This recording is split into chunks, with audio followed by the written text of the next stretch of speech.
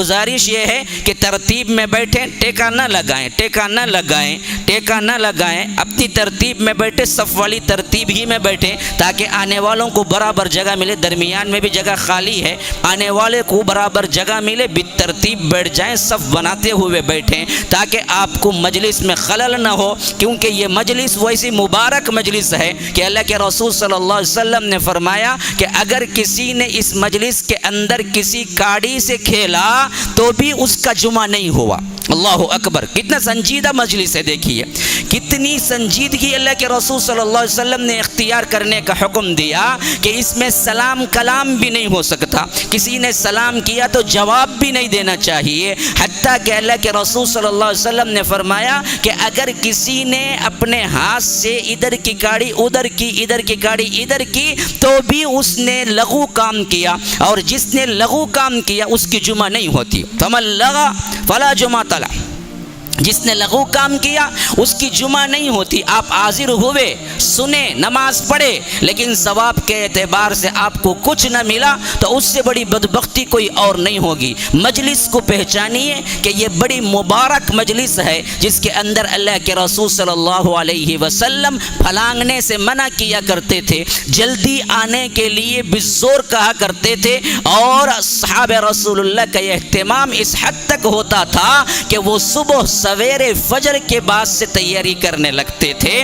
اور پہلی گھڑی میں آنے کی کوشش کرتے تھے۔ تو اللہ تبارک و تعالی ہمیں اپنی رحمتوں میں رکھے کہ میں یہی کہتا ہوں بھائیوں کہ جمعہ کے لیے تیاری کے ساتھ امام کے ممبر پر چڑھنے سے پہلے آپ آ جائیں، ورنہ آپ کا رجسٹر میں نام نہیں ہوگا۔ فقہ کی حیثیت سے شاید آپ کی جمعہ مل جاتی ہے، لیکن فرشتے جو رجسٹر کرتے ہیں اس رجسٹر میں آپ کے جمعے کے ادا کرنے والوں کا نام نہیں ہوتا ہے۔ اللہ کے رسول نے فرمایا کہ جمعہ کا خطبہ شروع ہوتا ہے تو فرشتے جو دروازے پہ کھڑے ہو کے نوٹ کرتے ہیں وہ اپنا دفتر بند کرتے ہیں اور آ کے مجلس میں بیٹھ جاتے ہیں امام کے ساتھ خطبہ سننے کے لیے۔ پھر کوئی آتا ہے تو اس کا نام رجسٹری میں نہیں ہوتا، رجسٹری میں نہیں ہوتا۔ کون چاہے گا کہ اپنا نام رجسٹری میں نہ کروائے؟ راشن کارڈ میں تو ہوگا لیکن جمعہ کی محفل میں تمہارا نام نہ آئے گا۔ کتنے افسوس کی بات ہے،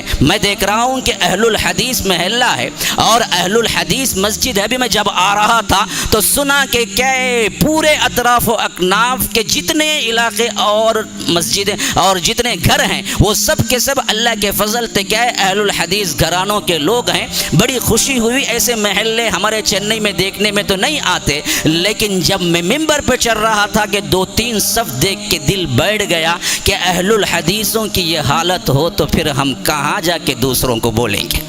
جب باڑ ہی فصل کھانے لگے، کھیتی کو بچاوے کے لیے باڑ باندھی جاتی ہے کہ تاکہ جانور وغیرہ آ کے کھیتی کو نہ چر جائیں، اور وہ باڑ ہی کھیتی کو کھانے لگے تو پھر کھیتی کو بچائے گا کون؟ یہی حالت ہم اہل الحدیثوں کی ہو چکی ہے۔ اہل الحدیث ہی کتاب و سنت پہ عمل پیرا نہ ہو، وہ خود جمعہ کی اہمیت نہ ہو، ممبر سے چڑھنے سے پہلے پوری مسجد بھر جانی چاہیے، لیکن وہاں پر 2 صف ہوں تو پھر کس کا ماتم کریں؟ ہم کن کن کے پاس جا کے بولیں؟ جن کا دعویٰ ہے کہ ہم حدیث اور قرآن پہ چلتے ہیں، ان کی مسجدوں میں امام ممبر پہ چڑھتا ہے تو 2 صف، لا حول ولا قوت الا باللہ۔ اس سے بڑی افسوس کی بات میرے لیے کوئی اور نہیں ہے۔ تو یاد رکھیے مسلمانوں، جمعہ کی جو اہمیت نہ کرتا وہ دیوانہ پاگل ہی کر سکتا ہے یا تو جاہل کر سکتا ہے۔ اتنی عظمت اللہ کے رسول صلی اللہ علیہ وسلم نے بتلائی، اتنی عظمت بتلائی، فرمایا کہ اسی دن اللہ تبارک و تعالی نے حضرت آدم کو پیدا کیا اور اسی دن وہ ہوگا جو قیامت قائم ہوگی۔ اللہ اکبر۔ اس طرح کی اگر آپ کے کام ہیں، آپ مصروف ہیں، پتہ نہیں جمعہ وہ دن ہو جہاں قیامت قائم ہونے کا دن ہو تو ہم سب پکڑے نہیں جائیں گے۔ اللہ تبارک و تعالی ہم سے نہیں پوچھے گا کہ جمعہ کا دن تھا کہاں مصروف تھا، گھر میں، جاب میں، تجارت میں، کام میں، دل لگی میں، ہنسی مذاق میں، چاہے خانوں میں، نہیں۔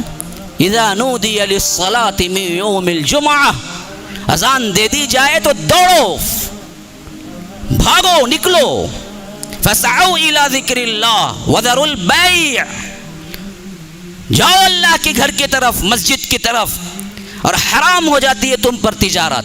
وَذَرُوا الْبَيْعَ. ہم نے اپنے کاموں کو کیا ہے اذان پر ترجیح دی، پھر تو اللہ کی بہت بڑی نافرمانی ہو رہی ہے. ہم کو کیا حق پہنچتا ہے کہ ہم پھر قرآن و سنت پر عمل کرنے والوں کا کیا ہے نعرہ بلند کریں؟ تو اللہ کے لیے کیا ہے اپنے آپ کو تبدیلی لائیں. مجھے ایک جمعہ ملا، پتہ نہیں پھر کبھی آؤں گا یا نہیں، لیکن میں نے سوچا کہ آج میں نہ کہوں گا تو کل اللہ کے دربار میں میں بھی دراصل گنہگاروں میں کھڑوں گا. میں جہاں دیکھا جو دیکھا میں آپ کو بیان کر رہا ہوں کہ یہ بالکل غلط طرز ہے. اہل الحدیث مساجد کے اندر خطبے کے وقت 2 صف، لا حول ولا قوت الا باللہ. خطبہ شروع ہونے سے پہلے پوری مسجد بھر جانی چاہیے، خطبے کے بعد تو تمہارا نام رجسٹر میں بھی نہیں لکھا جاتا. ہماری حالت عجیب ہے. اللہ تبارک و تعالی ہم پر رحم کرے.